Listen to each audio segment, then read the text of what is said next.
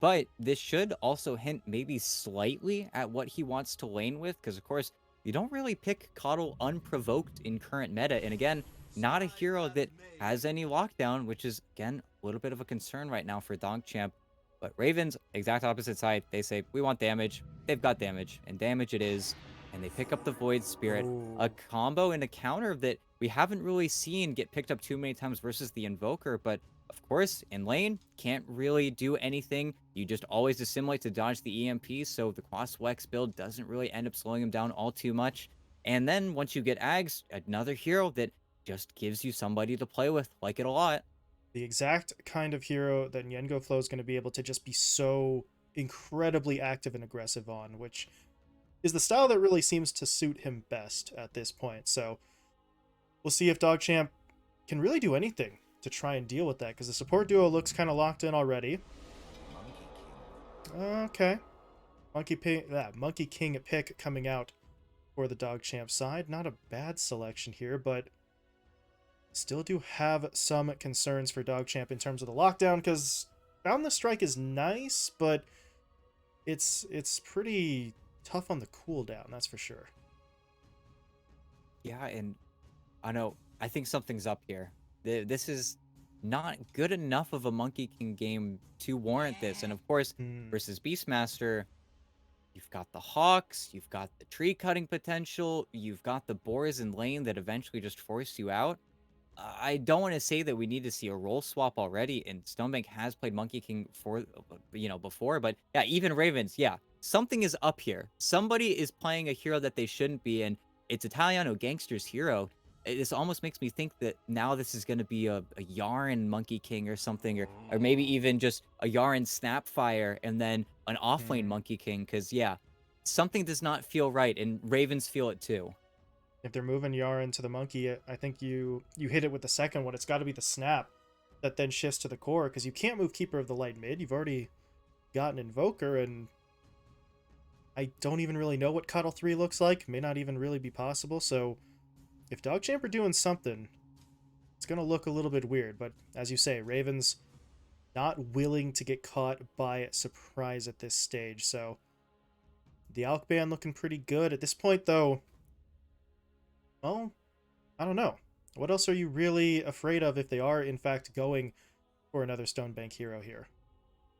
No, and that's what I'm trying to really cram my head full of it. Of course, they also, if that is the case, both these teams need carries. It's why we got both carry bans. But that's where Ravens, it's very fortunate they've got the reserve time to really think about their options here because, yeah, DogChamp, something feels strange. Something is up. And if it is an Italiano gangster hero they're playing or looking for in the final phase here, I don't know. They could just look for, I suppose, a Mars. But again, it's where I think they do need more lockdown. I don't like how little DogChamp has already. So if they are looking for any hero, I think a playmaker would do them a lot. I think that's why that Alk ban is quite smart. Just a hero that buys Radiance, Blink Dagger, and then has something to give the rest of your lineup. And they do split the bans here with the Bat Rider as well, just in case there is that chance that they go for it. But I don't know. I again am kind of cramming my brain here, thinking of what team fight oriented, hopefully having a stunned hero they want to pick up here, and then they ban TA. Okay, sure. And the question here really here is for Dad. Well, the last time we saw Ravens, they just immediately picked up the Nature's Prophet or the Drow for him, and both are still options. We could see them go in that direction, and I'll take a peek. And no, Hmm. they take the Luna, and I like the Luna a lot because that is that same type of carry that I think DogChamp would have wanted to take as well. And now DogChamp, 20 seconds to kind of tell us what's going on here, what's up, because this was a little bit strange, and hopefully it'll just be a plain and simple, and it'll all make sense in a sec here. But I don't know, something still feels wrong. At the end of the day, there is still the possibility that they just draft an offlaner at this point, but they've got to make a choice. Okay, it's going to be the Tide, so it looks like it will be that position 1 Monkey King, and I mean, the Spidey senses were tingling, right, ET? It just felt like something was up, but DogChamp decide a change like that is potentially going to hurt you more than it helps you at the end of the day. And I don't know, if you're Italiano Gangster, you're a very tanky hero now. You've got some lockdown finally added to this lineup. It's just on one of the longest cooldowns in the game, but at least you have it. Yeah, no, yeah, I don't know. And maybe everybody, myself included, are just overthinking the pick, but it just comes back to this Monkey King pick just not feeling that impactful, I think, as just your answer to Benjaz's Beastmaster. And we'll have to see. Maybe Stonebank just absolutely warps him, Maybe the snap farm lane's too much, but a part of me also thinks that Benjaz is going to be fine. Dismar's going to be annoying on the Skywrath Mage, and Stonebank is locked onto a carry that might not be able to do very much. And that's also where being forced into picking Tidehunter versus Luna, Luna is one of the better carries versus Tidehunter because you just have magic damage. You just have not that much magic damage, but enough to threaten him.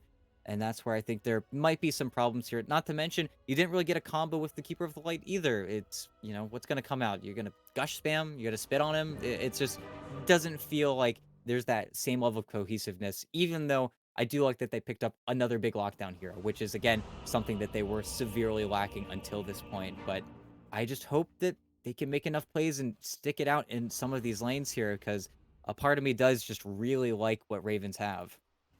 Yeah, and at this point, based on what we've seen from them previously, it's kind of hard not to just like anything that Ravens put together. They've just been playing so well and so cohesively as a unit. You kind of give them the benefit of the doubt in a lot of circumstances, although with this lineup, they don't need the benefit of the doubt. They have drafted themselves into a strong position, and it feels like it's on DogChamp to really be the ones to make up the difference. No, it definitely will be up to them. I think that's where they've got a few things going for them. And of course, RCY Invoker is something to look out for. He's really been owning it up with every hero that he's been playing in the tournament so far. But yeah, some ward-on-ward action there. I think with the way he placed it, they know that they walked up to this tree line, but I don't know if they actually saw him put it down on the map. But we'll see. And if the D-ward does come out, well, RCY is already primed to make that deny happen. Kind of funny that he immediately started setting up for that too. The second he put it down, he's like, you know what? Let me just make sure, just in case. So we'll see if anything comes of that. May not, but in the meantime, no one really looking to get too aggressive just yet. So we have been seeing a couple of fights over these runes in the early stages in today's games, ET. Not sure if we're going to get anything here, although with the way... Now, with the way Niango Flow was sort of posturing, I thought maybe they were going to give it a go, but they do back off of it. That means DogChamp get 3 of the 4 to start the lanes. Quite a nice start. Now, well, let's see what actually happens here, because this is yet again another strength offlaner that is going to have to deal with the Undying, and Kara got the mangs. He knows what he's up for in this lane. Does need to be maybe slightly cautious about Yarn, and of course, hitting the double illuminates. It's the only way you can really win a lot of these trades, but again, we'll see. It is difficult to actually shut anybody out of this lane, and of course, when they can just do that to secure the range creep, it will be hard to fight for denies, but that's where Kara will be very obnoxious and will just run that kind of counter where he just runs around, just trying to hit you, just being annoying. Italiano Gangster already losing a lot of his HP, but he came to lane knowing there were going to be some early brawls here. 2 stacks of tangos to work with, so don't know if they're really going to be able to push him back too much, but Kara doesn't have anything else to do, so he's just going to keep on going. 2-man decay, pretty damn useful, and yeah. Italiano Gangster's focused on you and not focused on last hits. You have done your job. No, definitely good at running the interference. Time. Swing things over to the other lane, another sort of interesting matchup to look at. We'll see just how aggressively Benjaz and Dismar play here, and I mean, in the past, ET, I mean, Dismar does not like to be passive. He's a position 4 hero. That's kind of the way that they all like to work, but he wants to be right in the middle of it. Part of the reason why teams have to respect things like his Doom pick is because he will get right up in your face, but right now, Benjaz is the one who is sort of copying that early damage. But you have to assume once the levels get up here, this duo for Ravens are going to try and turn. No, that was very nice play, just on the level 2, of course. It's early power spikes, we always talk about it, but then, of course, the concussive shot comes through. It was very well played by Stonebank, just knowing the A-clicks in between, but that's where, oh my goodness, Italiano. So low. Just a sliver. Oh, does he have? No, he already used his salve too, actually. I thought he was just going to reset, but he had already done so. This lane's going to get a little bit rough for him. Oh, and at least he's got the flag bearer, but yeah, no, it's not ideal, and that's boots delivered, so Dodd can, of course, make those trades even better for himself, but I feel like now, though, probably should see everybody just simmer down, see these lanes just end up into the farm fest that we see a lot of Ravens lanes come into, because they're a team that, even though we haven't seen them in a good little bit here, what they like to do is just farm. They like to pause the map. They like just getting those big items, play for 35-minute timings, and then just kind of win off of virtue of using the map better than their opponents. It's how they've won the majority of their games in the BTS Pro Series. Taking a look at Benjez here, kind of interesting as he hits level 2, opting for the first point in the Inner Beast, so not even really looking for the axes. He is just really kind of here for a little bit of last hitting, and I guess there are some circumstances where wild axes could net you, maybe the ranged creep, but at the same time having the attack speed is going to just help him control the lane a little bit better. Yeah, it's a lot of trust as well over to Dismar because now he is entirely on range creep duty. If any of them are getting denied, it's because B9 is just giving the vision and tanking the concussive shot instead. But no, these draws are coming through, and the one unfortunate thing for DogChamp is you do not want to be drawing top. You want to be winning. You want your Monkey King getting Jingu stacks and being very obnoxious. And right now things are going a little bit too smoothly, I think, right now for Ravens, which is and should be a relatively weak lane, but just not a lot's happening right now. Meanwhile, over in the middle lane, Water Runes traded. Of course, RCY doesn't have a bottle here, so gets a little bit less of a benefit from that particular trade-off as, hold on, up top, Dismar in some trouble. Was able to fall back, and that's like the second, maybe third time where we've seen that exchange, but they're just not quite able to get the damage and obviously not willing to go diving a tower to try and make it happen either. No, can't really afford to do either. It's also where Snowbank doesn't want to just sit there and hit the boar, but oh yeah. Boundless. Oh, the boar slow really helping out on that front. Stone Bay can't close the gap, but this Monkey King's starting to get a lot less shy about throwing that out there. Boundless strike. Again, you know, on a bit of a long cooldown, but if it helps him get back some sort of control in this lane, he's going to be okay tossing it out there.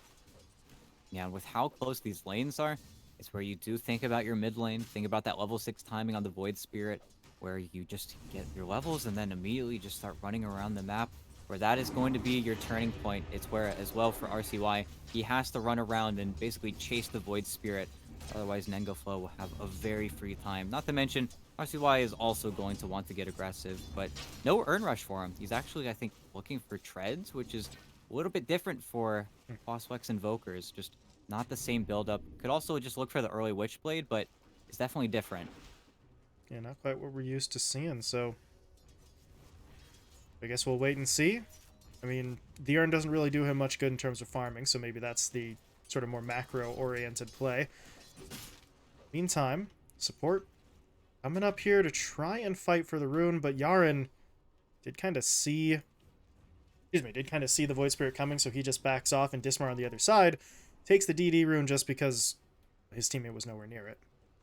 Yeah, just guesses wrong. Unfortunate, because Nengoflo would have been able to make really any play happen with the DD, but will be forced to wait instead. And actually, the DD is pretty nice. Would actually be pretty annoying. And okay, get Stonebank's courier for free.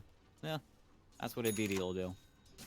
Yeah, you know, it's not exactly what you're thinking when you grab a double damage rune. You're not sitting there thinking, oh man, now I can one-shot couriers, but I mean, it's something. You get money, right? That's got to be the play from Dismar's perspective. And now over on the other side, Kara is going to be just fine. Still not a lot of aggressive potential out from this off-lane duo. No, you're still stuck being pretty passive. A lot of stick charges as well. While Yarn has gotten onto that stack train, and we'll make sure that those stacks are there for his Tidehunter to farm up and get a little bit of a lead. I feel like that's where we'll have to see what comes out from Italiano if he decides to stop his Blink Dagger Rush and look for a Vlad's and then probably make it into a Wraith Pact. And then we'll get to see some Wraith Pact on Wraith Pact This is actions. very Mango Flow, though. aggressive. Wow. Yeah, free kill. Straight onto the tower. To be honest, I think it's probably a good thing Yarn wasn't there, because not only do I think he wouldn't have helped, he probably would have been picked off himself, but Kara says, hey, guess we know what Yarn was doing. We're going to try and steal the stack. Yarn tries to defend it, but that just means he gets jumped in on. Can they actually finish him, though? They're missing a bit of damage, and they're not actually able to finish this, so... Okay. He walks away, but now, yeah, everybody's getting over here. If the stack's being taken, they need to try and either defend it or just grab it as quick as they can. As Kara getting himself jumped in on.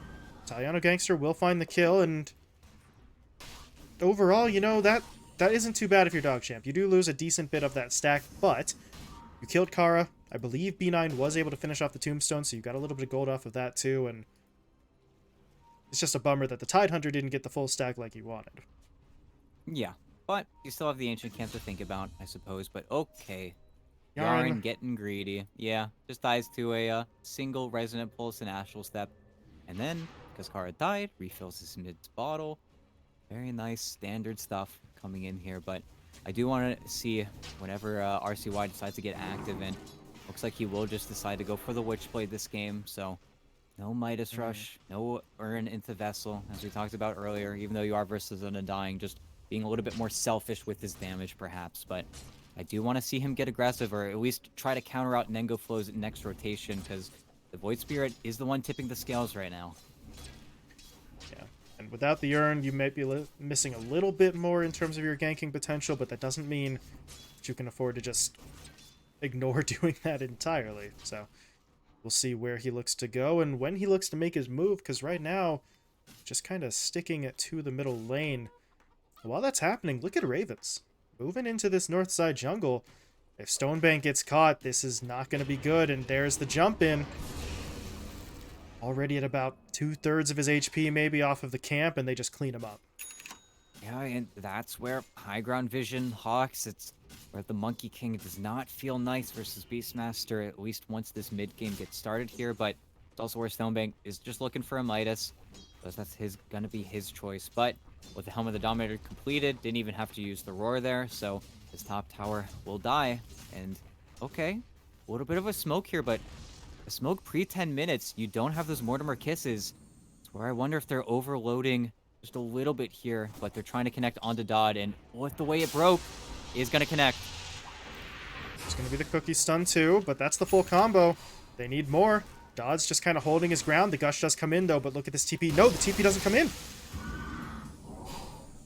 Ooh, I don't know. It's level 1 Soul Rip. Maybe it wouldn't have been enough anyway, but without the attempt, Dodd does go down. They had to throw Ravage in there on the back end of that fight, so that is a little bit of a bummer, but you found the kill. But Yaren needs to put out a restraining order on Yengo Flow at this point. Every time the Void Spirit sees him, he just jumps straight in for it.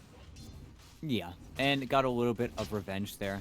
I think very nice rotation in from Italiano. Without him, if he was just anchoring down, stuck in the lane, then that could have been a little bit scary. But now, knowing that there isn't a Ravage, even if the Tidehunter TP's mid, look at them, they're poisoned again. Yarn just TP's in, and there's no Ravage, so still need to stick on him a little bit more, but goes down, and Italiano, what are you doing here? They did throw the Roar out at the end just to make sure he stays in it, but it gets them the kill, and that is the question, ET. You asked it. What are you doing here? They know you don't have Ravage. The Tide wants to be that guy to just stand in front of the tier 1. We always talk about that when he's picked, but part of the reason you can do that is because you have Ravage, and he very clearly didn't. Yeah, and as well with his build, just greeting out for the Vlads, which will give them maybe some Roche potential, maybe something to play around as RCY. They still are mid. Oh. Gonna pull him back in. Do they have the damage to finish him off, though? Silence is in there. Okay, Centaur Stomp just makes that all too easy, and B9's gonna fall here as well. Maybe not. That's a big boundless strike. Stonebank's able to save his teammate. It's just the support, not the core, that he saves. He gets to walk away, and Benjas might just look to TP out here. Should probably look to TP out, and okay, he's just gonna say, no, I'm dead. Well, DogChamp do get somebody at the end of the day, so they don't walk away completely empty-handed, but they got pushed back so far, gave up 3 kills in total around those towers, and it's just a Rough call for them to make. And Yarn, yeah, don't fall into that same trap for the 4th straight time. You do not want to be in the river alone when Yengo flows nearby. Yeah, and we'll have to see how they decide to get aggressive now because, of course, every single Ravage, that is how it's going to play out. They're going to immediately run to your side of the map. They're going to try to get onto buildings. It's where Italiano really needs to get everything whenever this Ravage is decided and is actually committed. But we'll see now because we're farming. We're getting a lot of these little items finished up here. Dodd is, of course, taking a little bit of a lead. He is naturally going to farm just a little bit faster than the Monkey King, even though Stonebank was able to finish off that Midas. But we'll also have to see if this Beastmaster is able to get back into his home, get back into the groove of things, or if the Tide Hunter is just going to body him everywhere. Because I think, again, we're going to have a pretty slow-paced game here. But right now, Ravens are controlling the Dire Ancients. They've got a great ward. We got Nengoflo with an Arcane Rune as well, looking to find a Monkey King, making that same mistake. But also, Nengoflo just immediately rushing for the Aghanim Scepter. He is not playing. And top. B9's gotten himself into a bit of a rough spot here. He's trying to wait for reinforcements to arrive, and they do get in. As Dismar's going to get hit up. Meanwhile, the Roar from Benjaz actually connected onto Yaren. Not really allowing them to go for the kill as Nengoflo. He wants B9. He's not going to get it, though, and he has to back away. Yeah, nice heal from Yaren. What's going on here, made though? it work, RCY. but yeah.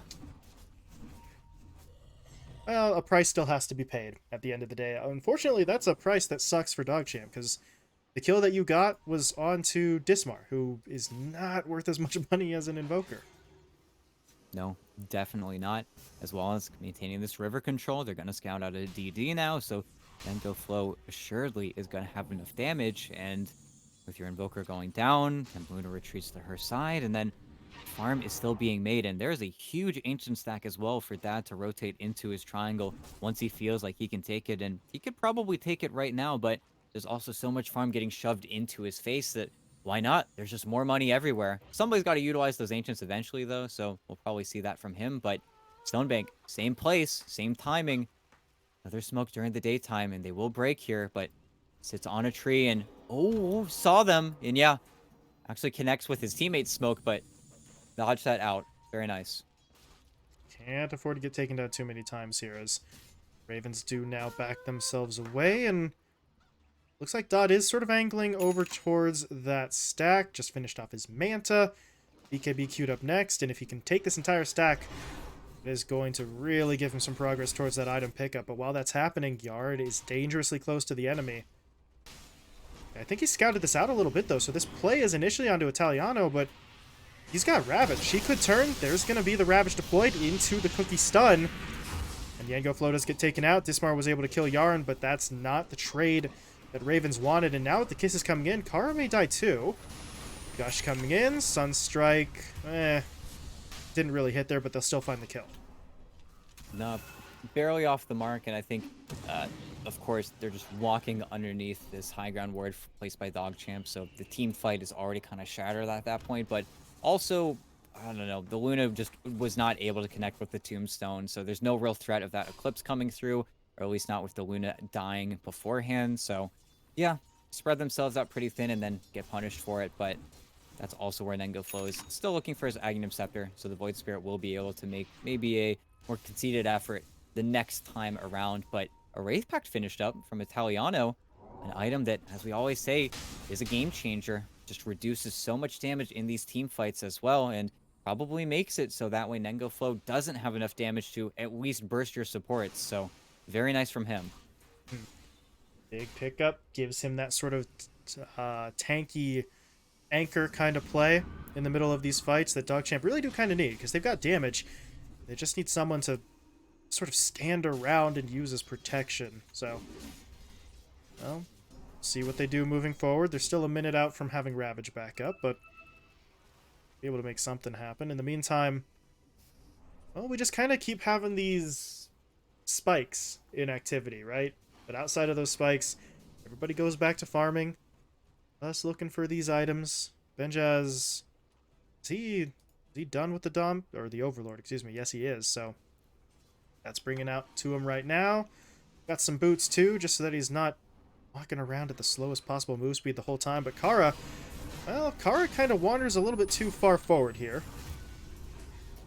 Yeah, same ward, and he will actually lose his ward as well. Just try to, I think, do a little bit too much in the nighttime, so you get punished. You die, you feed a tombstone, you feed an observer that nobody's hitting yet, and there you go, RCY. We'll take it out, but that's where I think we've got a pretty interesting team fight ahead of us here.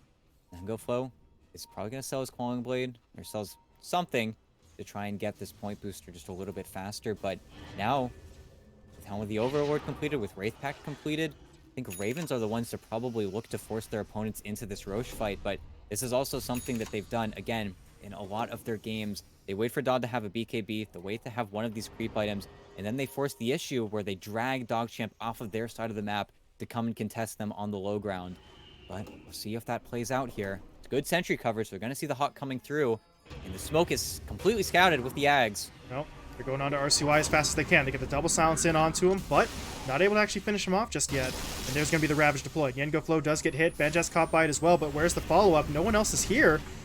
And Yengo Flow's just going to be able to dissimulate his way out of a lot of this. Yeah. That's not great if you're DogChamp. Sure, you survive the initiation. You avoid the smoke gank, but that's your Ravage down. And he actually used the Wraith Pact here as well, so two massive tools for this fight that have now been used.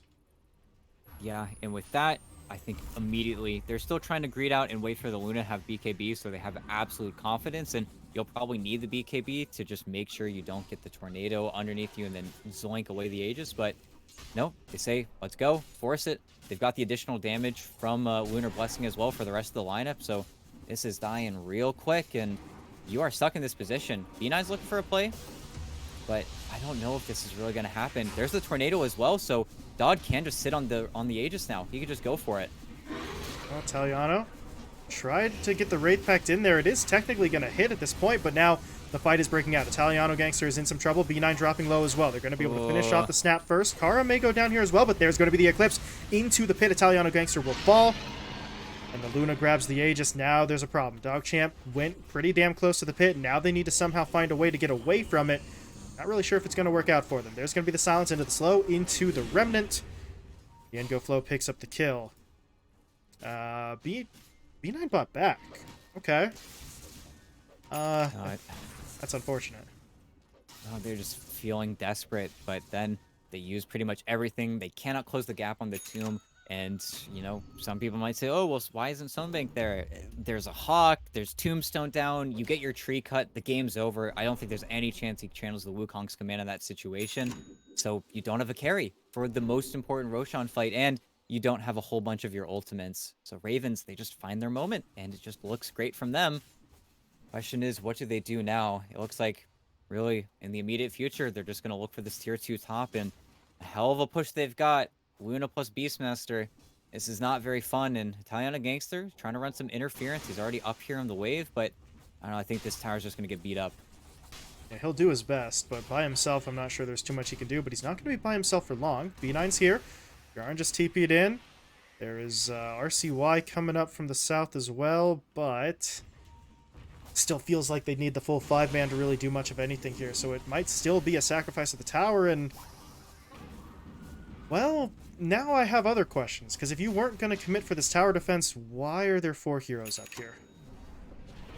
Yeah, and now the tower goes down, now you lose the outpost. Ravens, they're just playing by the books. It's textbook Dota at this point. In DogChamp, until they have that Blink Dagger on Italiano, it's not like they're going to catch anybody off guard. I feel like that's where you try to rush this Blink Dagger, you try to find a kill on the Void Spirit before it's too late, because Nengo Flow, if he gets this Kaya Sanj, if he gets a BKB, it's a few too many items, and then suddenly the team fight is just too hard for you to actually take. As bottom, Stonebank. He's got BKB. Get the leap off. Oh no. Well, here's your 9-second. Better than dying, I guess, but yeah, that's going to reset the potential aggression from DogChamp. They're really struggling at this point, and that's a Blink Dagger out from Dismar, so well, back in the laning stage, you know, talked about Dismar. Always someone who likes to sort of play aggressively in that position for a role. Now he and Benjas have blinks, so That combo, to be honest, we haven't seen it that much, ET, the Roar Mystic Flare sort of duo, but with the momentum that they now have and Blink Daggers on both, we should probably be seeing it a little more often here, as they're going to 3-man smoke, they're going to push their way mid. Yarn's not exactly a super valuable kill, but it's a free kill, and they'll take it. Yeah, and I think for the case of the Blank Dagger, just having a instant Ancient Seal Silence and RCY. Well, and that was him trying to Ravage, and now they know about the Tides Blink. Oh goodness, everything is just falling apart, and with 2 waves pushing in, they'll just stay around this Ancient area while Dad takes out the bottom tower. You can look to swing mid as well, and all of your tier 2s are just falling by the wayside. Yep. That play is just mistimed just a little bit, but that's all it takes. And RCY, I mean, he's got a BKB queued up now, but there's literally no progress towards it whatsoever. He had spent all his money, so this is it's an interesting blink, but if you just get jumped like that, you're not getting out, and you're going up against that Void Spirit with the Aghanim Scepter. Chances are he's going to get to you before you have a chance to blink away 9 times out of 10. Yeah, and they do mop up that Tombstone. They decided to settle for getting Glyph and then refocusing on mid because they just have a choke on this game still. They would love to just blink Ravage the Void Spirit, but they know that that's going to cost them another smoke to close the gap here. And yeah, they're going to attempt it, but this is a situation where they do not want the Luna. They cannot afford to cast everything on her. And now they're going into it. They get Vision of the Skyreth Mage, but this is just not enough. They just use Solar Bind on the Illusion, so it's just getting a little bit tough here at this point. And if you're DogChamp, if you haven't found the play by now, maybe it's time to pull the plug on this and fall back. Looks like they are kind of starting to do that, but as they pull back, Ravens, they're looking to push forward. They realize, hey, if they were here, they're still hanging out as Stonebank popped his BKB. Find the Void. Okay, can they get the kill? They're very nearly there, and they've got it. Nyango Flow taken down. They do lose RCY in the backline, though, but well, without the Void Spirit, I don't think Ravens can take that any further. So it's just a trade, and DogChamp should get more gold than their opponents out of that, but that's assuming that they actually get out of here safely, because Dodge just says, let's go. We found Italiano Gangster. They're going to be able to eventually finish him off, taking a little bit of time. There we go. Dodd gets the kill, but he wants even more, and DogChamp, more heroes are out of the base than in it. They just cut the tree. Stonebank is down. He does have buyback, but if he uses it here, ET, he's just going to destroy his own net worth. No, this is where they have to get carried by the RCY Invoker, but the supports are tapped, and Spirit Form just ended. He'll have it another 9 seconds, but this is where you've got to use the Glyph. It's going to be so hard now, though. The Glaives are bouncing. It's where Luna is really just in her own league, and now there's your Meteor combo. They need to get Force Staff out. The Force Staff will come through, but I feel like the escape is just going to happen in Yaren.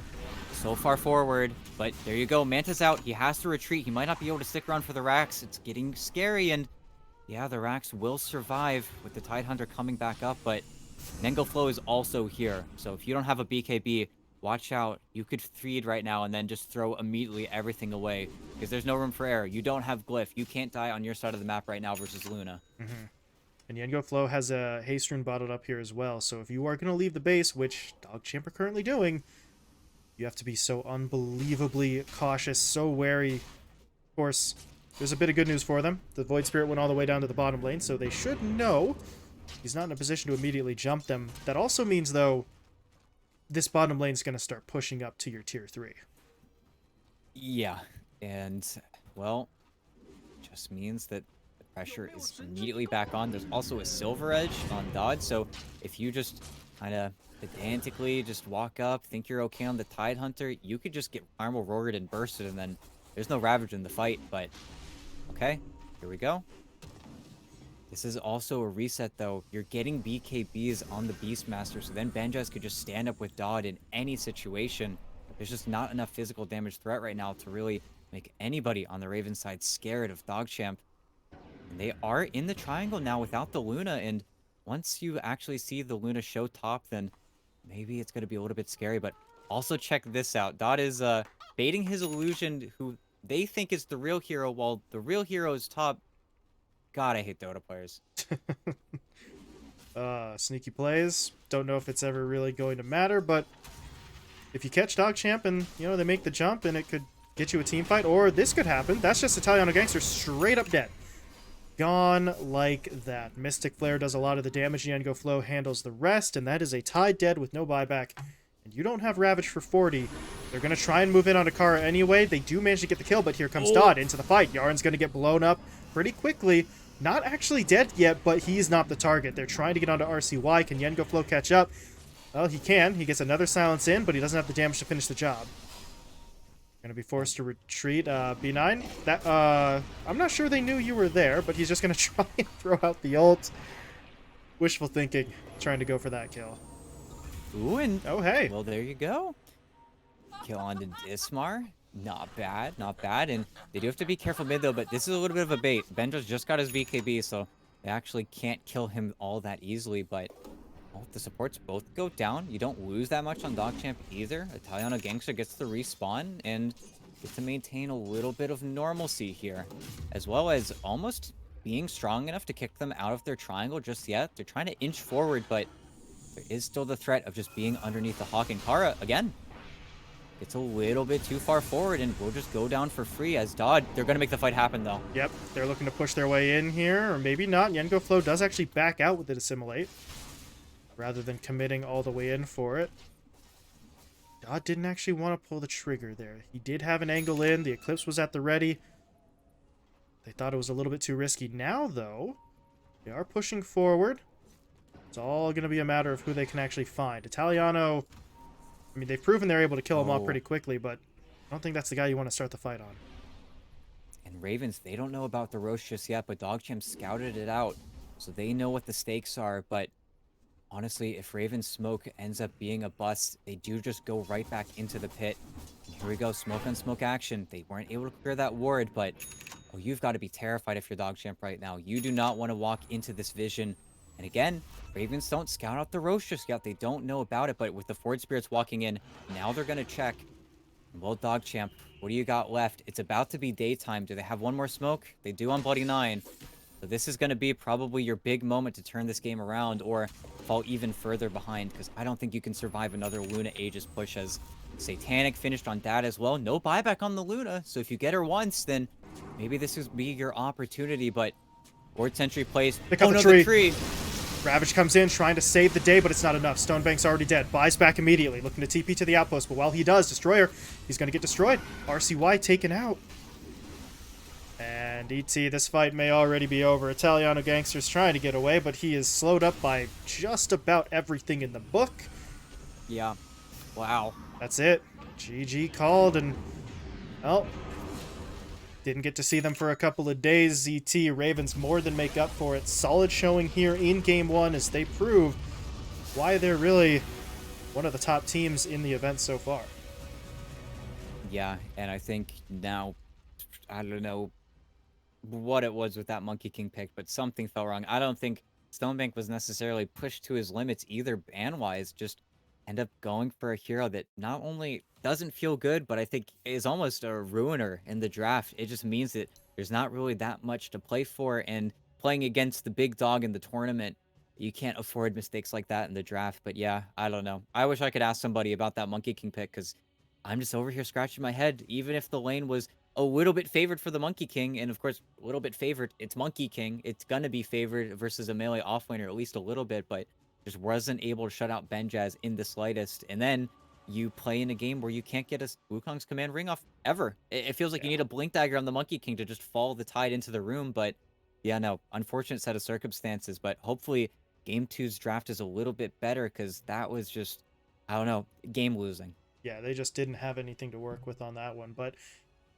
well, you can chalk it up to that, right? If you're DogChamp, we tried our best execution-wise with a draft that was a little bit questionable. So, moving into the next one, put this loss out of your mind and try to come up with something a little bit more stable. In the meantime, Ravens, well, back in the win column, and with this victory, they have guaranteed that their status as the only team to not get 2-0'd is going to continue. I don't think they particularly care too much about that trend, but the points are what matter for them. They got one already. They're going to be looking for two here, as we are going to be moving into our final game of the day. It will be that second match between Ravens and DogChamp. It's coming your way in really just a couple of minutes here. So stick around, and we'll be right back.